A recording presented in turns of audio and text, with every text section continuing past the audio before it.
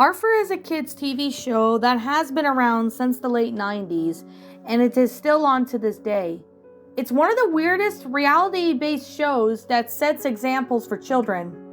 I grew up with it and still watch it on weekday mornings when I don't have school. This story, though, will explain that what has sworded me from buying any other old episodes on tape.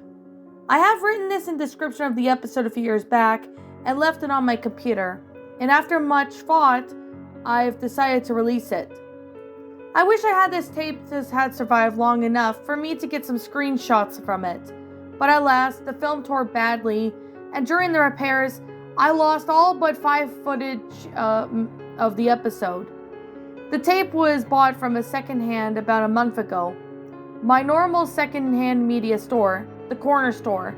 For those who don't live in central Alberta, it's an old music store that became a second-hand book movie store some time ago. I have bought almost 100 VHS tapes from him, and they all work fine except for this one. I bought this tape because I'm trying to find the old episodes of Arthur again, to bring back good memories of my childhood. I love that show and still watch it to this day. As all should know, they still make it, and the new ones are nothing to brag about. The animation looks cheap and rather rushed. Also, the stories are often dull and focuses on the mental illnesses in children, like the one about the kid with Asperger's, feels out of place. Characters have changed. The bullies are now good guys, Francine's even more of a bitch, and DW is no longer has moments that make her seem more than just a spoiled brat. The show has ruined. To escape this mess, I went out to buy some old episodes on tape. Home recordings were of particular interest because I could see some of the old commercials that had aired about the time. I bought it for about $5 worth of old tapes, and each of them at 50 cents. They all seemed fine, each properly labeled with episode times, recording dates, and timestamps.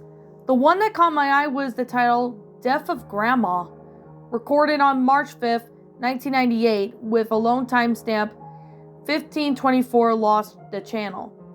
It was the episode I didn't know from an air date that almost seems too old to be trusted. I noticed that the title, though, had been written in a patch of whiteout. I decided against scraping it off. Perhaps it was a recording of something in the people's lives. I decided to watch it first. The beginning was the opening of Arthur. The theme sounded a bit teeny, probably due to some bad recording equipment. The tape had issues which troubled me, mainly the tracking. I couldn't get it to stop being so jumpy and awkward to watch. I eventually gave up, just leave it the way it is. There was a line of fuzz at the top and it was jumpy to watch.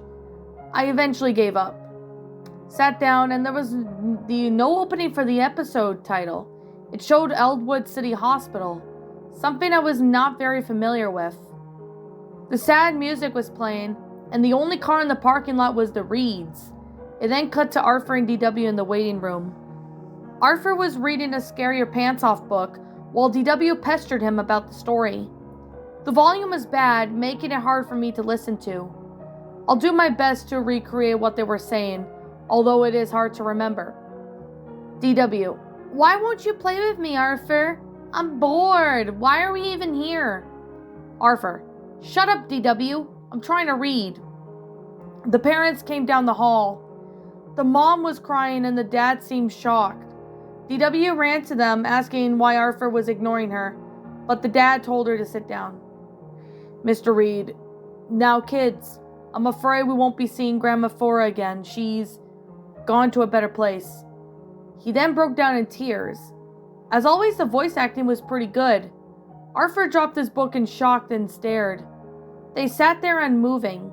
The tape rippling was static. The parents crying could be looped over and over. It then cut to them at home. The mom was talking on the phone, looking sad but acting professional. DW was staring at the TV, but it was static on screen. Baby Kate just sat there unmoving, along with DW looking at the TV static. The dad was making a wedding cake, his face grim. The doorbell rang and Arthur opened the door. It was Buster. Buster, hey, I heard what happened. You want to go down to the sugar bowl and talk? Arthur, sure. The shot of the sugar bowl appeared, but there was no music, only wind blowing. I then noticed it was fall and the episode had dead leaves were littering on the ground. Arthur and Buster were sitting there, not talking, not moving. It reminded me of that still frames that sometimes appear in the old TMNT cartoon. Buster spoke, but his mouth was not moving with the words at all. Buster, we should do something fun to help cheer ourselves up. Arthur just stared at him, eyes blank, and it jumped suddenly to the funeral. Everyone was in black. There was no music, only crying. The casket was pure white, draped in flowers. It showed Arthur with his face wet with tears before the imagination sound cue came in. The casket opened and it wasn't his grandma Flora, but instead it was his mom. Her face was heavily wrinkled, like in the episode where DW got lost in the mall and was thinking about what life would be like without her. Her teeth were so soon showing the color was off, being more yellow than the normal white. Her eyes suddenly opened, but they were not human, but rather black button eyes like on Arthur's stuffed bear Stanley. He screamed and everyone vanished, leaving him alone in the church. The walls fell in, exposing the red and black streaked sky. DW's laughter could be heard, high and rapid. There was a loud bang and the images stopped. Arthur was just sitting there with his face pale. His mom was whispering something to Dad. DW was crying, and they were talking in a single file line into the coffin. As Arthur got closer, you could hear the buzzing of flies. He swallowed and wiped his eyes. The coffin lid was open. He looked in, and there was a shot of his face. He was in range. There was a flash of white, and the sound was gone for a moment. Suddenly, they were in the car again, and the episode ended. As for the commercials, they weren't really anything amazing, just some ads for Chick-fil-A and KSPS. The next part of the title was Recovery. Recovery, it was written on a plain white background. I could hear DW screaming, like when Arthur punched her, before the episode started up. The family was at home, and it seemed like a continuation of the previous part. DW was in her room, solemnly playing with her dolls, and the parents were reminiscing over the pictures. And Arthur was in his room. Soon Pal came in and started barking at him, wanting to play. Arthur got up and kicked the dog. He kept kicking him, the soundtrack of now consisting of Pal's yelps, before slamming his door shut. Kate started crying. Arthur gritted his teeth and the scene faded out. The next scene then showed as nighttime, as Arthur crept out of his room with his backpack on his shoulder. He walked past Pal, who whined and drew away, before grabbing his coat and sneaking out. He ran for a full 3 minutes, the streets all in the shadow and there were no music. Very soft, normal, happy music we all know from the show. That ended though when he ran into the graveyard. He stopped at his grandma's grave, staring at it, and there was an owl hooting sound, and he started digging, crying out in pain as he did. His bare hands were soon slicked with dark red blood, and he stopped finding the coffin. He was crying now. The coffin opened up and Arthur was inside of it. His eyes were closed and his glasses were shattered. His family gathered around, staring down and crying. Kate was screaming, and for whatever reason, DW threw Pal in the open grave, although his body was unmoving. There was a still of him running. The screen went black and there was a low sound that rose to a high chatter. It was the Tibbles laughing. The grave then started to spin into empty space, opening and sucking in the void into it. I could hear DW yelling, "Kate did it," over and over again, mixed with Pal's cries of pain. Stanley appeared, spiraling down through the blackness.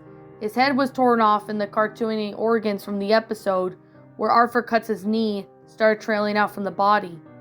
There was a series of loud thuds and showed Arthur again, sitting there in the sugar bowl. Buster was unmoving on the floor beside the booth. His eyes were gone, red sockets started to stream blood, and Arthur screamed in rage. There was a few white flashes that showed him in prison, wearing the black and white clothing that the show always used, and his face now covered in scars when they showed on the bad guys sometimes. His last words were louder than ever speech in the clips. Arthur, I killed them all.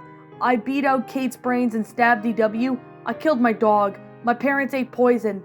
I killed my friends. I shot Mr. Ratburn, but I didn't do it. She did it. Fora did it. She made me kill them. It then went to the credits, and it was normal cheery music. Stunned, I went to rewind the tape to see if I saw was real or just a bad dream. When I tried to rewind the video, the tape seized up. So I took the tape and opened it up, and the film had split an inch from one reel all the way down to a few inches from the other one. Either I had just witnessed one of the worst things to be ever associated with a children's cartoon, or am I just off my nut? I will never know. I remember it pretty well, suggesting if this was real, if this was made by some sick person as a joke, I give him a thumbs up on making something that seems so real, as if it was actually a part of the series. After all, the video had never cut out like that on the tape, unless it had what originally had been recorded. But now that I think of it, since the show always covers very real topics, could have this been a real episode that they only aired once? They did that one on DW's bird dying, but never one on abuse or anything. If it was really a real episode, and I almost hope it is, I'm intrigued and I really want to see it again to prove myself that I'm not going mad.